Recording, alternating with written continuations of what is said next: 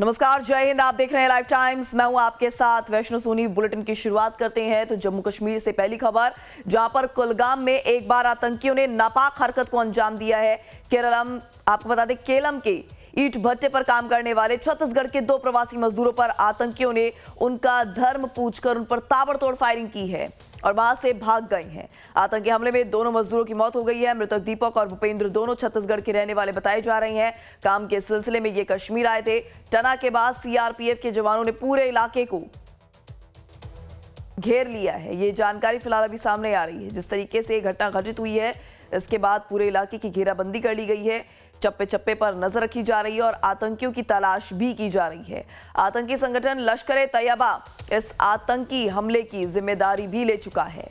तो ये अहम जानकारी, खबर जो है, ये फिलहाल अभी जम्मू कश्मीर से, जहां पर एक और नापाक हरकत आतंकियों की देखने को मिली है।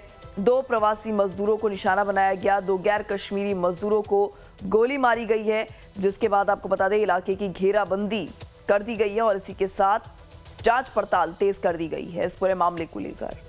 इसी के साथ लश्कर-ए-तैयबा ने इस आतंकी घटना की, इस तरह के हमले की जिम्मेदारी भी ली है।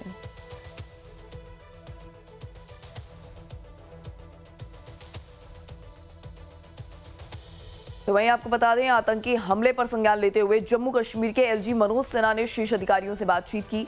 उन्होंने एक्स पर जानकारी देते हुए कहा कि कुलगाम में हुए बर्बर आतंकवादी हमले, जिसमें छत्तीसगढ़ के एक मजदूर की मौत हो गई, उसके बाद मैंने डीजीपी श्री नलिन प्रभात और सुरक्षा के शीर्ष अधिकारियों से बात की है। मैं इस कायरतापूर्ण हरकत की कड़ी निंदा करता हूं। मैंने सुरक्षा बलों को अपने ऑपरेशन तेज करने और आतंकवादियों को खत्म करने के निर्देश दिए हैं। जम्मू कश्मीर पुलिस और सुरक्षा बलों ने इलाके की घेराबंदी कर ली है और दोषियों को सजा दिलाने के लिए ऑपरेशन शुरू कर दिया है।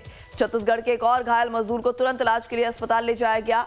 पीड़ित परिवार के प्रति मेरी गहरी संवेदनाएं हैं। मैं घायलों के जल्द ठीक होने की प्रार्थना करता हूं। जम्मू कश्मीर प्रशासन और पूरा देश इन परिवारों के साथ खड़ा है।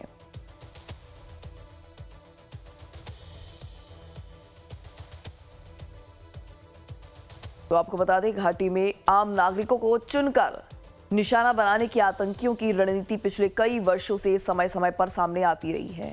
2022 में भी ऐसी घटनाएं सबसे ज्यादा देखने को मिली, जब सरकारी कर्मचारी, शिक्षक और प्रवासी मजदूर लगातार आतंकियों के निशाने पर बने हुए थे। जम्मू कश्मीर में टारगेट किलिंग की अगर हम बात कर रहे हैं तो 20 अक्टूबर 2024 जब सुरंग परियोजना के शिविर पर हमला हुआ, जिसमें 7 लोगों की जान चली गई। फिर बात करते हैं 4 अप्रैल 2024 की, जब अनंतनाग में बिहार निवासी मजदूर की हत्या हो गई। 1 जनवरी 2023 जब डांगरी में 7 लोगों की जान चली गई और 2 जून 2022 जब बैंक मैनेजर और एक मजदूर की निर्मम तरीके से हत्या कर दी गई। और बात कर ले 2022 की 31 मई की, तो कुलगाम में स्कूल के बाहर टीचर को गोली मारी गई थी। तो आप देख सकते हैं समय समय पर किस तरीके से इन आतंकियों ने घटनाओं को अंजाम दिया है और किस तरीके से भारतीयों को निशाना बनाया है। ऐसे में अब ये बड़ी अपडेट सामने आ रही है कि एक बार फिर से जम्मू कश्मीर में आतंकी हमला हुआ है, जिसमें 2 प्रवासी मजदूरों की जान चली गई है।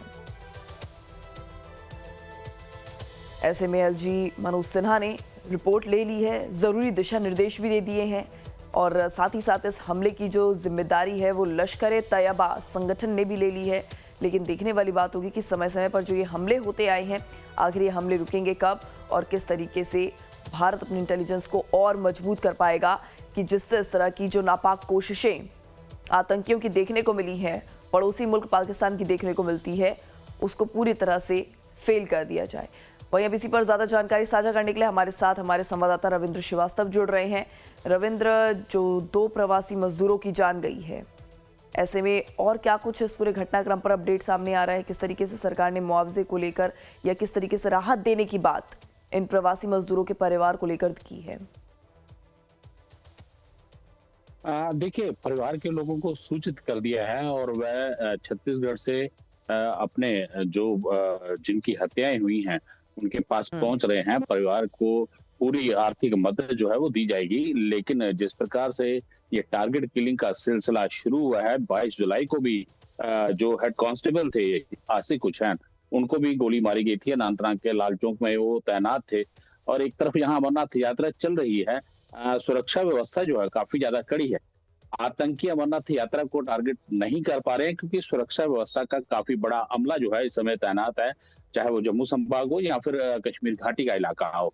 और अब उन्होंने टारगेट किलिंग शुरू कर दी है और खास तौर पर कहा जाए तो ये कहीं ना कहीं भय पैदा करने की कोशिश जो है वो की जा रही है। हालांकि इस आतंकी हमले की जो जिम्मेदारी है, लश्कर तोयबा का एक मुखौटा है टीआरएफ, द रेजिस्टेंस फ्रंट, उसने ये जिम्मेदारी ली है। हालांकि उससे पहले भी कई बार आतंकी घटनाएं जो है इस प्रकार से टारगेट किलिंग जो है वो देखने को मिली है, चाहे जम्मू संभाग हो या कश्मीर घाटी का इलाका हो। 2021 से लेकर 2024 तक कई टारगेट किलिंग जो है वो देखने को मिली।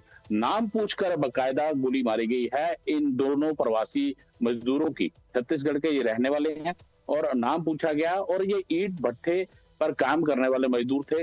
हालांकि इसके बाद अब जो मजदूर हैं उनमें कहीं ना कहीं एक डर का माहौल जो है वो बन चुका है। पहले भी जिस प्रकार से टारगेट किलिंग हुई है, खासतौर पर कहा जाए तो जिस प्रकार से पहले भी मजदूरों को हत्या की गई, कई एक बैंक मैनेजर था उनकी हत्या कर दी गई, दो शिक्षिका थी उनको हत्या कर दी गई। तो ये टारगेट किलिंग का सिलसिला जो है एक बार फिर से शुरू करने की कोशिश जो है वो पाकिस्तान के पाले हुए आतंकी हैं वो लगातार करने की कोशिश कर रहे हैं।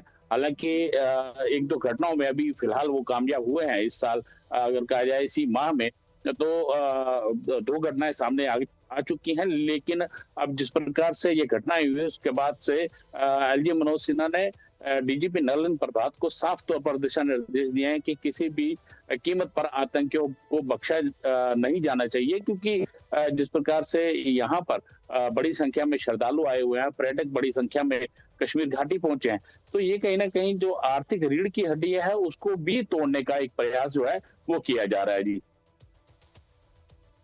बिल्कुल रविंद्र, यहाँ पर जिस तरीके से प्रयास देखने को मिल रहे हैं, हालांकि नापाक कोशिशें लगातार जारी है, लेकिन जैसे कि आप बता रहे हैं कि अभी सारा के सारा जो एक तरह से ध्यान है वो यात्रा पर केंद्रित है और वहाँ पर सुरक्षा व्यवस्था को बिल्कुल कड़ा करने के चलते ये घटना यहाँ पर हुई, जिसकी सुगबुगाहट प्रशासन को भी नहीं लग पाई।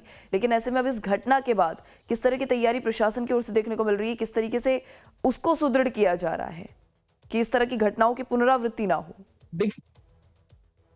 देखिए, आतंकी जो हैं उनको सीमा पार से लगातार निर्देश मिल रहे हैं, क्योंकि घाटी की अगर हम बात करें तो घाटी के अंदर अभी भी सुरक्षा व्यवस्था जो है अमरनाथ यात्रा के चलते काफी ज्यादा पुख्ता है। और सीमा पार जिस प्रकार से हरकतें चल रही हैं, खासतौर पर वहां पर जो लोकल लोग हैं जो अपनी मांगों को लेकर प्रदर्शन कर रहे हैं उन पर गोलियां मारी जा रही हैं। 100 से ज्यादा लोग जो है वो अभी तक मारे जा चुके हैं। और ऐसे में पाकिस्तान ध्यान भटकाने के लिए यहाँ पर जो बैठे आतंकी हैं, हालांकि उनकी संख्या जरूर कम है, 100 से कम आतंकी जम्मू कश्मीर में मौजूद हैं, उनको दिशा निर्देश दिए जा रहे हैं क्योंकि वो सीधे तौर पर हमला नहीं कर पा रहे हैं। और यही वजह है कि वो टारगेट किलिंग कर रहे हैं यहाँ पर। बाकायदा इस बार जो है दो छत्तीसगढ़ के दो मजदूर बीते कल जिनके ऊपर हमला किया गया, वो उनका नाम पूछा गया और नाम पूछकर उन पे गोली चलाई गई। हालांकि एक मजदूर जो था उसकी मौके पर ही मौत हो गई और आज सुबह दूसरा मजदूर जो था उसकी भी मौत हो गई। तो ये दर्शाता है कि पाकिस्तान कहीं ना कहीं इन सब चीजों के लिए जिम्मेदार है और लगातार यहाँ पर कभी ड्रोन के जरिए हमला करने की कोशिश करता है, मादक पदार्थ भेजने की कोशिश करता है और नजर भी बनाए हुए है। इस समय अगर हम बॉर्डर की बात करें तो बॉर्डर के ऊपर काफी ज्यादा हलचल बढ़ी हुई है। पाकिस्तान आर्मी के जो चीफ हैं मुनीर, वो उन्होंने दौरा किया है और लगातार वहां पर जमावड़ा जो है सेना का देखा जा रहा है। तो ये चीजें जब दर्शाती हैं कि किस प्रकार से पाकिस्तान अपनी नाकामियां छुपाने के लिए भारत पर इल्जाम जो है वो लगाता है। लेकिन जिस प्रकार से यहाँ पर टारगेट किलिंग हुई है उसके बाद सुरक्षा एजेंसियों ने अपना दायरा बढ़ा दिया है। हर आने जाने वाले वाहन की चेकिंग की जा रही है, चाहे हाईवे हो या फिर जम्मू संभाग हो या फिर कश्मीर संभाग हो, वहां पर लगातार तलाशी अभियान जो है वो इन आतंकियों के लिए चलाया जा रहा है ताकि ये आतंकियों का सेना जो है वो काल बन पाए। लेकिन कहा जाए फिलहाल अभी तक कोई आतंकियों के बारे में जानकारी जो है वो नहीं हासिल हुई है, लेकिन जल्द ही इन आतंकियों को भी ढेर किया जाएगा। जी ठीक है, तमाम जानकारी आपने साझा की रविंद्र, इसके लिए आपका बहुत बहुत शुक्रिया। तो कश्मीर से ये घटना और ये खबर सामने आई है जहां पर दो गैर कश्मीरी मजदूरों को गोली मारी गई है और दोनों की ही मौत हो गई है। आतंकी हमले में आपको बता दें दोनों ही मजदूरों की जान चली गई है, जिसको लेकर एलजी ने भी सख्ती से रिपोर्ट मांगी है इस पूरे घटना को लेकर। वहीं आपको बता दें, इस पूरे घटनाक्रम की जिम्मेदारी लश्कर ने ली है। लश्कर-ए-तैयबा संगठन ने, आतंकी संगठन ने इस पूरी घटना की जिम्मेदारी ली है।